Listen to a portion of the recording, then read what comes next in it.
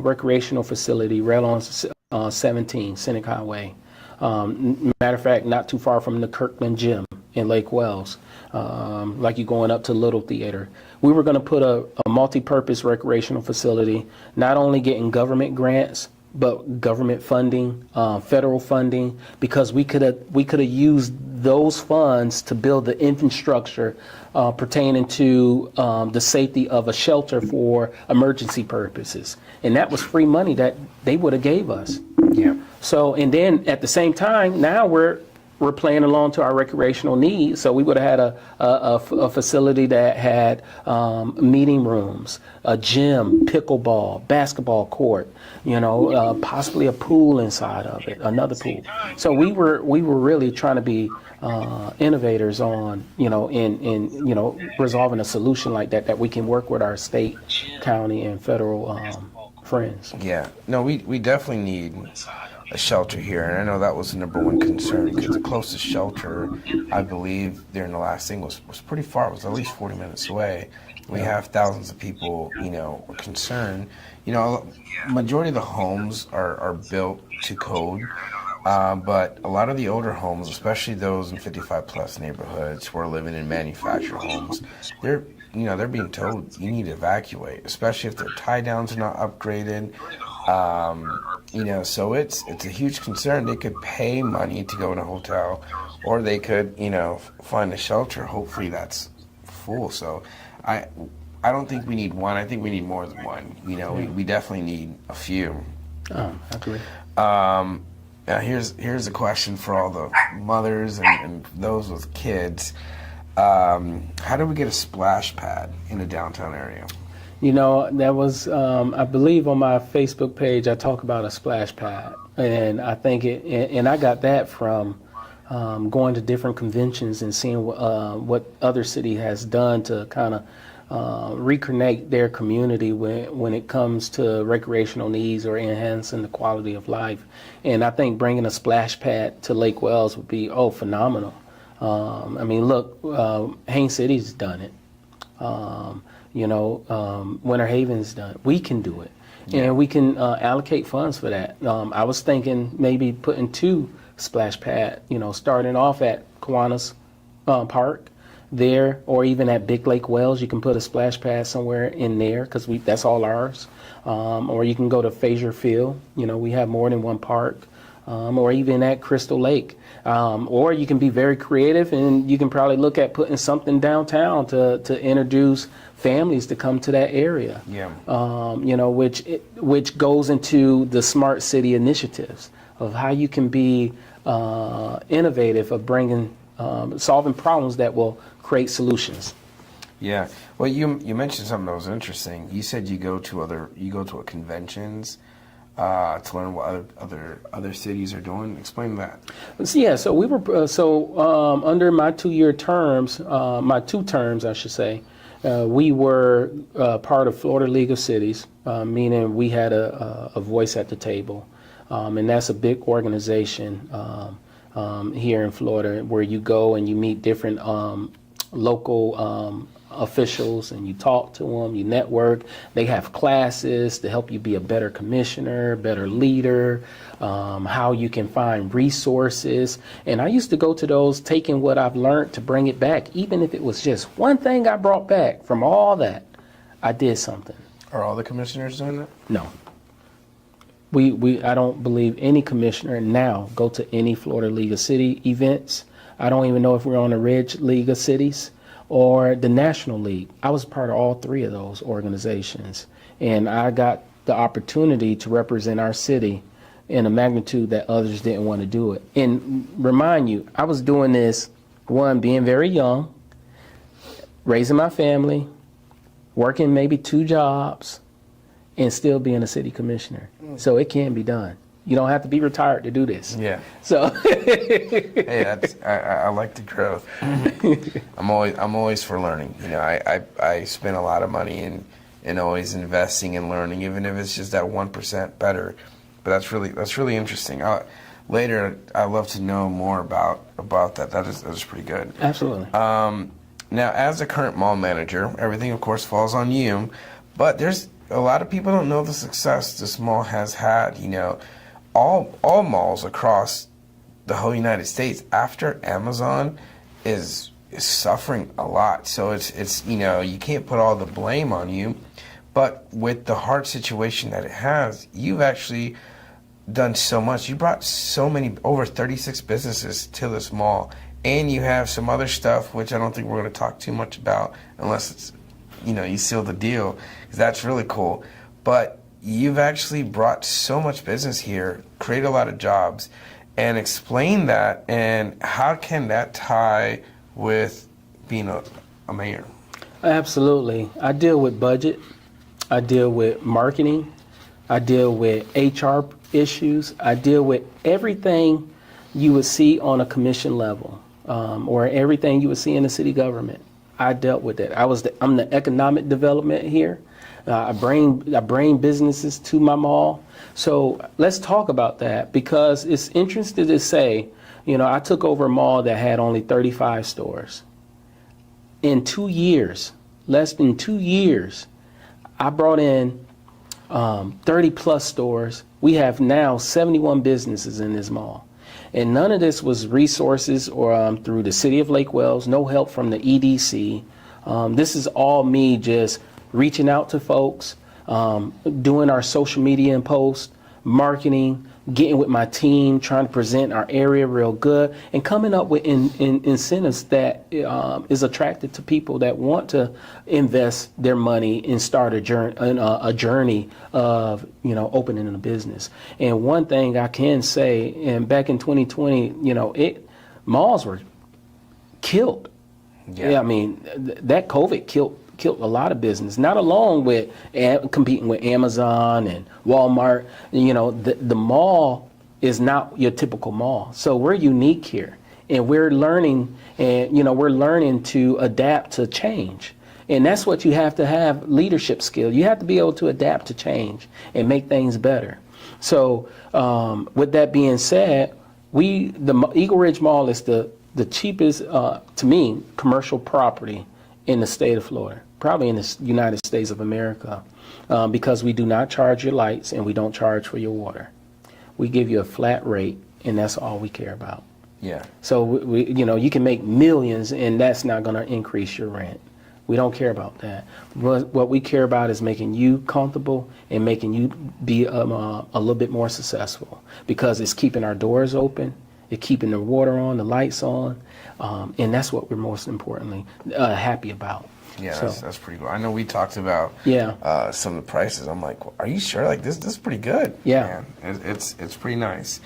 Now, what lessons from your role as a mall can you apply that to the economic growth towards the city? So what you're doing here, how can you bring in more business to Lake Wales? Well, it's interesting to see, you know, and I think we were talking, there's 20,000 homes that's been approved to come inside city of Lake Wales. And you have to understand, these folks are coming from bigger cities and moving here, buying a house here, and going working in Tampa, going working in Orlando, these other cities that can compete when it comes to minimum wage. You know, they can pay a fair wage. Yeah. So when you don't have the jobs here in our community, you know, how can you afford the homes that's coming here? Mm-hmm. Are we bringing these homes for our residents in our community now? No, we're entertaining other folks to come to our community. So what can we get it on the same playing level? So you need to also focus on bringing jobs, good paying jobs to our community. And we have so much land, places that we can bring, you know, different kind of jobs and manufacture jobs to our community. You just have to place it in the right area. That's all. And that takes feasibility study. That takes giving the direction from the city manager to talk to the EDC, which is the Economic Development Council. So we pay $150,000 for someone to bring jobs to our community, promote our city. So it's not like we're not doing it. So we're doing it. We just have to work a little bit harder on it. Now, if we need to revisit that and look at how can we get better on our economic development, well, yeah, I can help you with that, because I brought 36 businesses to the Eagle Ridge Mall. And that's just from simply making phone calls. Yeah.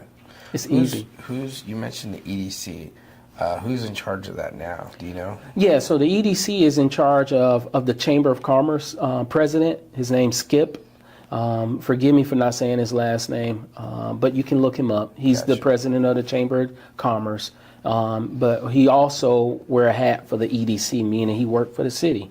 So the city gives them funding to focus more on promoting our economic development. So is that part of the chambers? What they do? They do both, or? Yeah, the chamber do both, but you got to understand it's separate. So they supposed to have two separate budgets. One for the EDC and one for the chamber, and then he's supposed to come to the commission quarterly and talk about the things he have the things he has done every quarter, what he's doing to promote the city, where we looking at with other different businesses entertaining our city.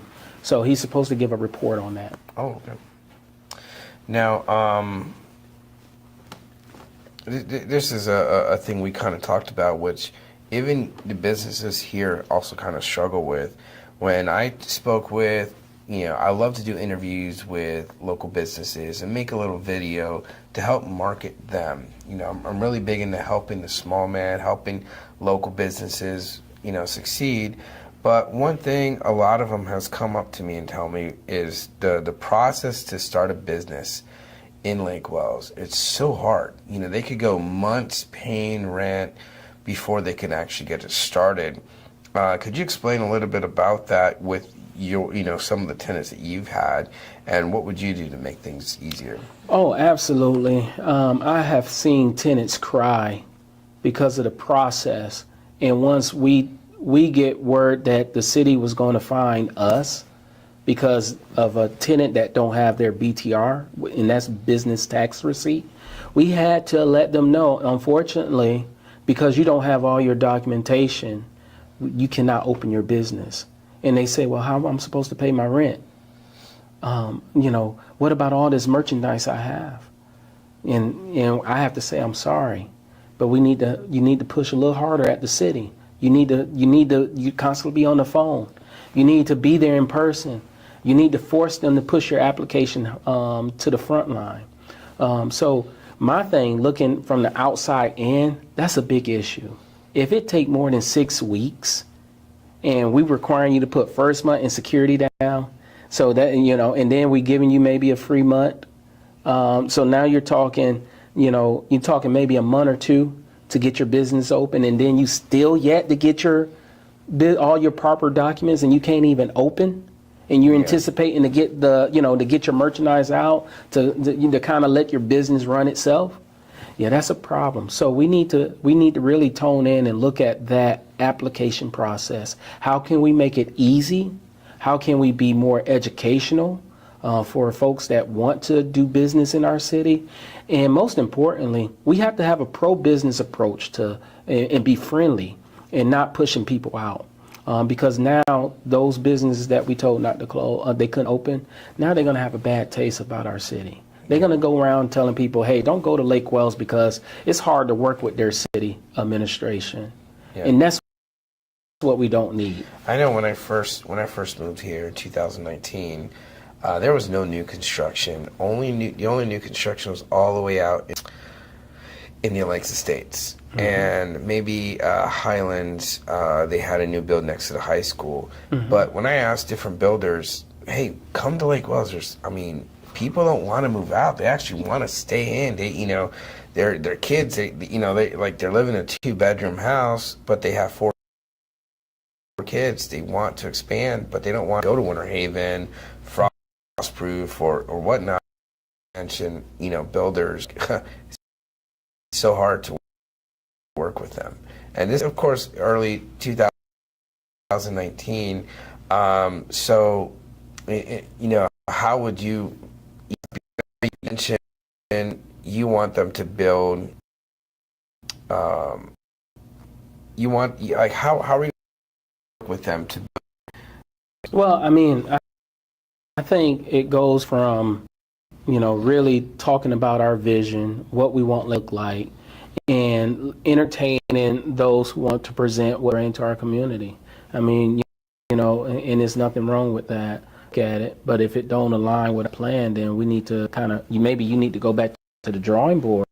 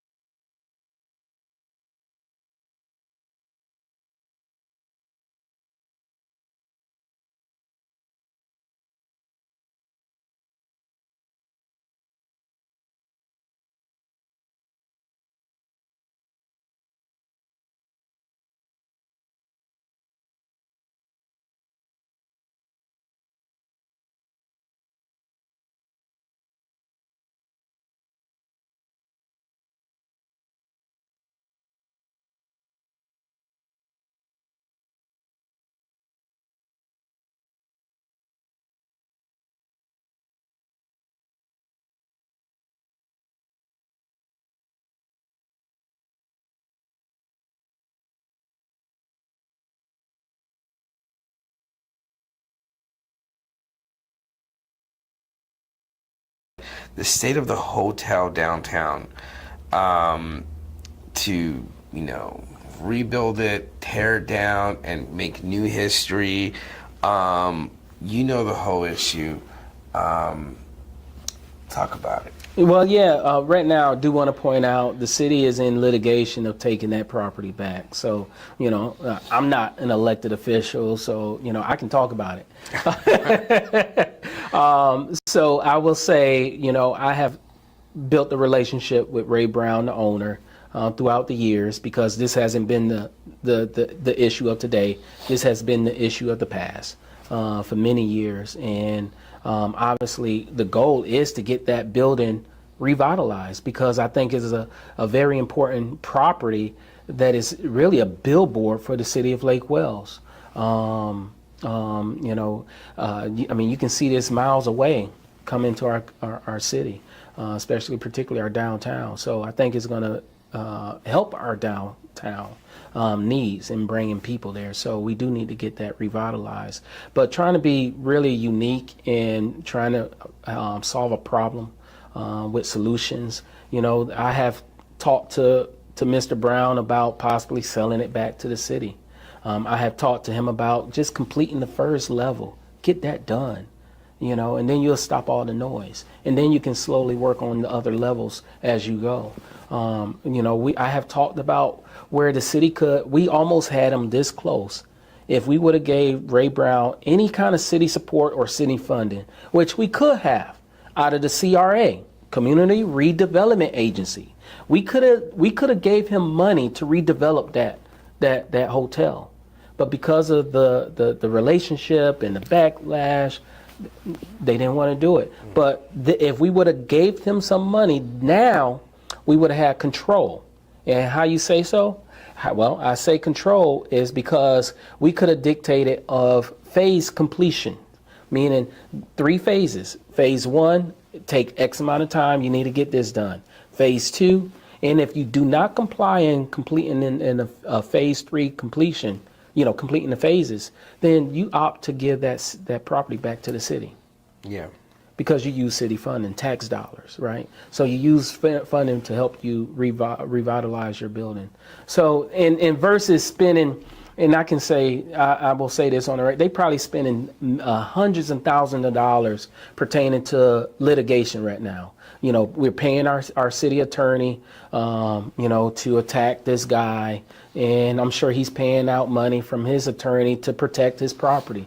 So that's why I say we need to have a business friendly approach on how we can help developers, how we can, partner with them, but also allow them to follow our plan. And that's possible. Yeah. Now, with the growth that is coming here, there was 2 other questions, but I think we kind of answered those, which was like, how do you plan to to grow and maintain the small town charm of Lake Wells, and also, with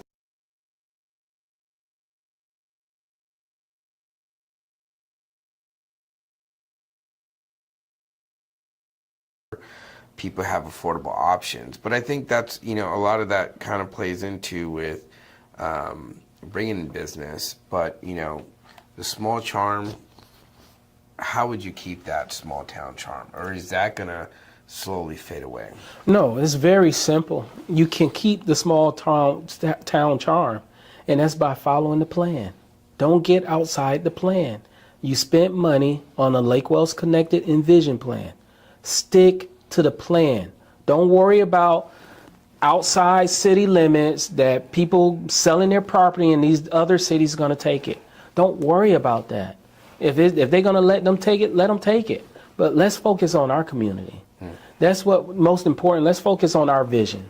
Let's work on our plan and making sure these developers follow our plan.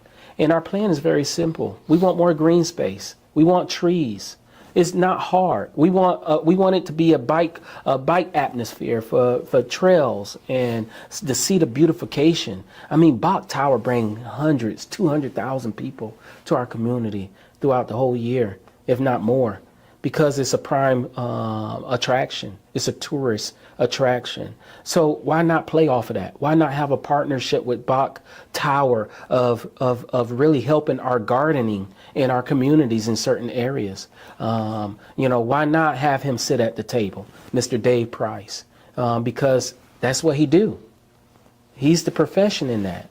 And, we should listen to those professionals and experts to be able to help us mitigate how we want our city to look and keep that same small town feel, even though we're still growing. Yeah. And you get away from that, from having urban sprawl. You just, picking different spots for people to build. Explain urban sprawl for those who, they hear that all the time. Explain it to them what that So is. urban sprawl is almost like what you see in Devonport. You see communities here and then communities there and community over there, and then they all look the same. It's and that's what we vowed to get away from, to protect the urban sprawl from our community. And the whole thing of the Lake Wells Envision. Envision plan, yeah, because we don't want that. No, we want to build on the communities we do have now, and focus building from the inside out, not from the outside in. And I think that's more important, because now you got more control. You got more leeway on how you can really mitigate and manage the growth versus allowing urban sprawling. Yeah. Now, with the growth of people coming, I said, how do we educate the people? My solution: everyone do homeschooling. But I don't think everyone's going to do that. I'm not running for mayor, so that's not me. But what is the solution? Everyone's asking for more schools. How does the city influence that? Can there be more schools? And plus, with the new schools coming, can those also be, shelters as well? James Sharpless is a school board member who is our representative in our district here. So, I would want to build the gap between the public school and Lake Wells Charter School on having us all sitting at the table to really have a dialogue. How can we make our education even better in our community? What can we do to help our children, our future? What is it that we need? And that's just having a conversation.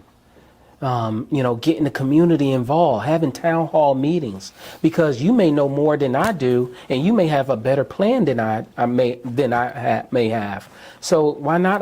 Why can't I listen to you? And we talk about this issue together. So I think having community engagements and speaking to those that represent in our community is going to be really a very important part of collaborating and getting the things that we need, like new schools, because we're going to need it. I mean, with all this growth coming, McLaughlin and Lake Wells High School can't do it alone. The other elementary schools, they can't do it alone. So we're gonna have to have maybe another school or two in our community, And that's more jobs too. and that's more jobs.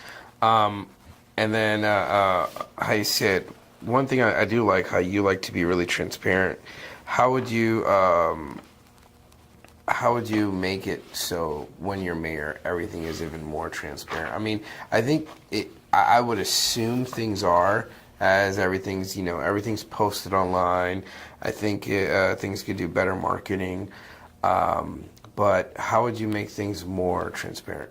I think making things more transparent is by, making things easy, accessible, whether it's on social media, whether it's on our website, Lake Wells City Hall website, or maybe it's being creative and coming up with some kind of texting notification where citizens can opt into and get informed about what's going on in their community. And that again goes to smart town, smart city initiatives. How can you make it easy to engage your community on the things they may need? And then too is creating those town halls. Maybe don't do it in the city hall, do it outside city hall. Have meetings in different other areas. I think that is being inclusive, trying to get everybody involved, because it's not showing that you're hiding anything, and also hiding anything. Maybe some people can't make it to the commission meetings, so having it in different areas, I think, would be really good too. Now you mentioned smart cities. These are two questions I think are really important. With artificial intelligence is rapidly changing the way everything is going. Do you have any plans to use AI to help the city improve as your role as the mayor? Well, I have did a little research pertaining to, and this was when I was on my on the city commission.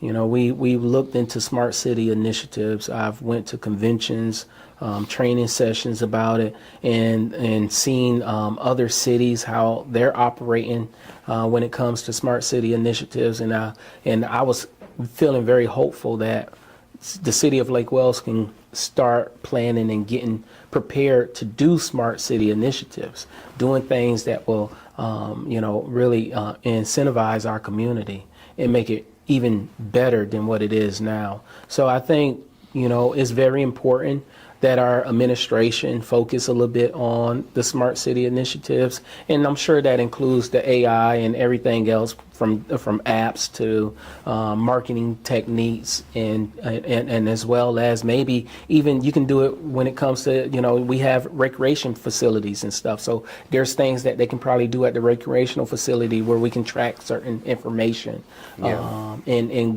get that data, because I think that's the number one thing is data. Is very important, and we need that from our community. I know one thing about smart cities I saw was cool. If you ever go to,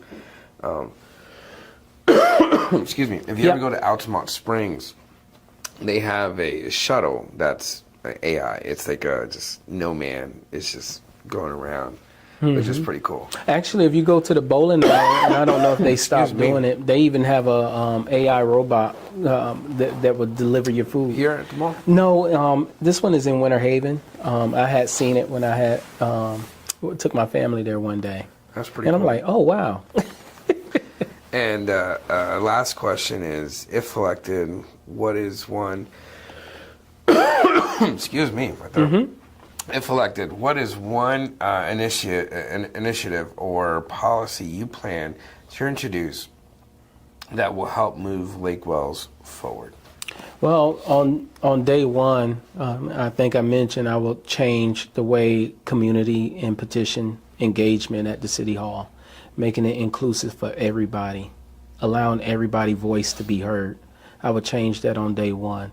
Not only will I change that, I will really focus more on making sure that I make initiatives of doing town hall meetings in the community periodically throughout the year. Not them coming to me, but me going to them and allowing their voices to be heard and letting them know, hey, this is what's taking place in our city. This is the direction the city is going. And we would love your help. We would love your support and or ideas. And I can take that, what I gathered from those community engagements, and take it back to my colleagues and talk to them, because this is what the commission's supposed to do. In fact, it's in our job description. They should get out in their districts. They should get out in the community and talk to the people that elected them, people that, they ultimately work for. So, so that's what I want to get back to, having that friendly atmosphere for the, don't be afraid of the commission. Come, we welcome you with open arms. Yeah. We may disagree to agree, and that's okay. There's nothing wrong with that, but we will still hear you, and you will hear us. So I think I want to bring that approach back to Lake Wells. And as far as policies, I want to make sure that we're following everything that we are that we have done in the past, that we spent money on, because I don't want that money to go to waste on plans that we already said, this is what we want, and we need to continue to stay on it. And that's like the Lake Wells Envision Plan, the Lake Wells Connected Plan. We spent a great deal of time, money, and resources, and we cannot get away. And that's why it's important. It's very important. And we don't need people dictating, our commission on how their special interests want our city to look. No, we need to stay focused in making sure our city look the way we want it. And when I say we, I mean the people. Yeah, nice. Now here's your spot. If there's anything else you want to say, Oh, wow. That's it. let them know. Yeah, that's it. Well, thank you so much, Louise, for this invite, for this interview. And to you out there in media world, I thank you. April 1st is one of the important days in our lifetime right now for our city election. And it's very important that you do your research and know the difference between the two candidates, including myself, knowing who you're going to vote for. Look, I'm for managed growth. I'm for recreational for our youth. And I'm for transportation initiatives to really minimize the congestion that's taking place. And I'm pro-business. And most importantly, hey, I just said I went to the police academy. Of course, I'm pro law enforcement. So we're going to need safety initiatives and making sure that we're equipped with the personnel at our law enforcement department here in Lake Wells, and making sure the chief have everything that he needs. So with all these things that, are at the fore table, is very important. And I'm asking you for your support. And you can learn more about me on my website, votegibsonformayor.com. Again, votegibsonformayor.com. Or you can follow me on social media, vote Curtis Gibson for mayor of Lake Wells. Please get involved. Tell your people, tell your friends, tell your colleagues. Get out and vote April 1st. Request your absentee ballots. Call the supervisor of election if need be to get more information about it. This is important, folks, and I need your help and I need your support. Thank you so much. Vote Curtis Gibson to be your next mayor of Lake Wells.